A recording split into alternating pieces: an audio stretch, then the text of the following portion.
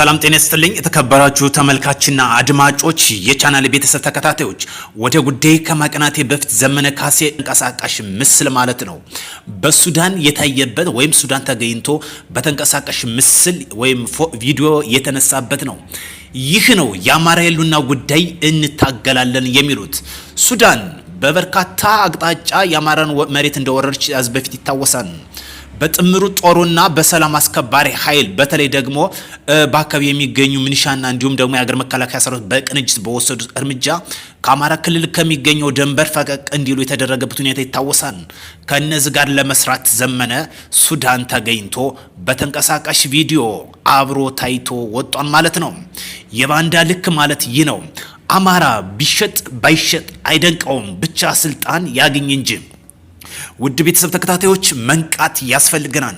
ለዛ ነው የአማራ የሉና ታጋይ አለመሆኑን በግልጽ የሚያሳይ ሌላም በርካታ መረጃዎች አሉ፣ እመለስበታለሁ። ነገር ግን በአጽንኦት ከምንመለከተው በዋነኛነት አርበኛ ነኝ የሚል አንድ ጥይት ተኩሶ የማያውቅ ነገር ግን በፎቶ ሾው በማሳየት የአርበኛነት ምልክት የሚሰራለት ይመስላል። ጫካ ላይ ፎቶ በመነሳት ጫካ ላይ መሳሪያ በመያዝ የአርበኛ ፎቶ በመነሳት ይህ አይደለም ትግል። አማራን እየቀበረ የሚገኘው የባንዳ ልክ በዘመነ ካሴ የተመለከተነው ነው። ይባስ ብሎ ደግሞ ከሱዳን ጋር አማራን እንግዲህ ለመቀራመት እየሰራ ይገኛል። ቢሆንም ግን ጠቅላይ ሚኒስትር ዶክተር አብይ ከተናገሩት እጅግ ከሚደንቀው ንግግር የወፍ ጩኸት ከዛ የዘለለ አይሆንም ብሎ ተናግሯል። የሚተኩሱት የሚያደርጉት ትግል ከወፍ ጩኸት አይበልጥም ብሎ በፓርላማ የተናገረው ንግግር ጥሩ አስተማሪ ነው። ምን ያህል ቦታ እንደማይሰጣቸው ያሳያል። ስለዚህ ሳይመሽባችሁ ብትመለሱ መልካም ነው ማለት እንችላለን። በዛሬት ጥሩ ትምህርት ተሰጥቷል። ህግ ማስከበር ዘመቻም ተወስዷል።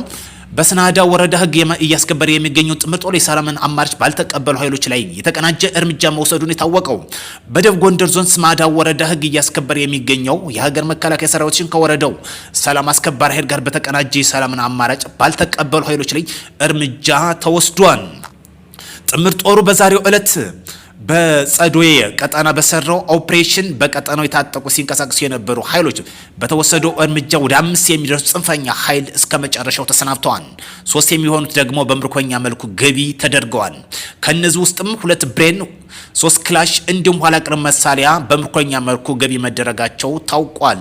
ህግ የማስከበር ዘመቻ በሁሉም ቀጠና እየተወሰደ ይገኛል።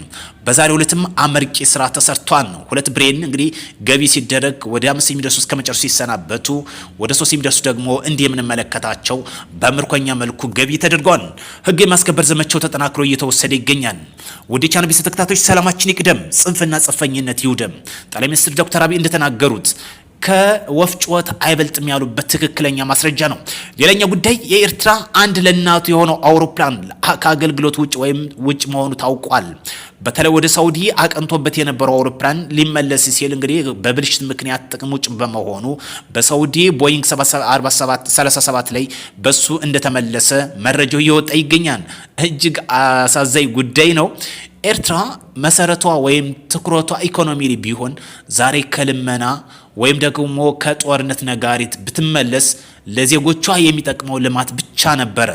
ነገር ግን አንድ ለእናቱ የሆነው ይሄ አውሮፕላን ጥቅም ውጭ መሆኑ ሌላ ትገዛለች ወይስ በብድር ታገኛለች የሚለው አጠያያቂ የሆነ ያለው መረጃ እየወጣ የሚገኘው ያመላክታል። እኛው ጉዳይ እጅግ የሚያሳዝን ጉዳይ ነው። አባትና ልጅ እንግዲህ ፋኖ ታገኝን በማለት ገብተው ሁለቶችም እስከ መጨረሻው ተሰናብቷል። እነሱም ላስታውሳችሁ ማንደፍሮ ቆለጭና እንዲሁም ልጁ ደግሞ አንዱ ዓለም ማንደፍሮ ተብለው የሚታወቁት በተለይ በመተከል ዞን ዳንጉር ወረዳ ባምባጃ ተብለው በሚታወቅ ቀጠና ታጥቀው ሲንቀሳቀሱ ህግ የማስከበር ዘመቻ በተወሰደው እስከ ወዲያኛው ተሰናብተዋል። ወደ ቻናል ቤተሰብ ተከታታዮች ሰላማችን እናስቀድም። በጦርነት የሚመጣ ለውጥ የለም። ብንከተል እናተርፋለን። ለዚህ የምልበት ተጨባጭ ማስረጃ ልንገራችሁ። ሀገራችን ከህዳሴው ግድብ ውጭ ኮይሻ የሃይድሮ ኤሌክትሪክ ፓወር አሁን እየገነባቸው የሚገኘው ሚኒስትሩ ዶክተር አብይ ሶስተኛ ይበሉ እንጂ ይሄ ፓወር 1200 እስከ 2160 ሙሉ በሙሉ ማምረት ሲችል በአፍሪካ ሁለተኛ መሆን የሚችል ነው። ነገር ግን ጠቅላይ ሚኒስትር ዶክተር አብይ ዝቅ በማድረግ በሶስተኛ ደረጃ አስቀምጦታል። ስለዚህ ጃንት የሆኑ ፕሮጀክቶችን ሀገራችን እየገነባች ነው።